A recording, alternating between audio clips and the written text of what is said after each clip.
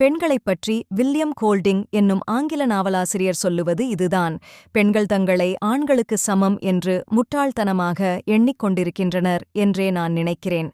பெண்கள் ஆண்களுக்கு நிகரானவர் இல்லை. மாறாக ஆண்களை விட பன்மடங்கு உயர்ந்தவர்கள். ஒரு பெண்ணிடம் நீ எதையாவது கொடுத்தால் அவள் அதனை பெரிதாக்கி சிறப்பு செய்து விடுவாள். உன் உயிர் அணுவைக் கொடு, அவள் உனக்கு ஒரு குழந்தையைப் பெற்றுத் தருவாள்.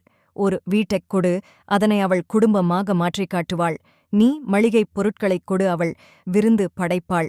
நீ வெறும் புன்னகையை செய்தால் போதும், அவள் தன் இதயத்தையே உனக்குப் பரிசளிப்பாள்.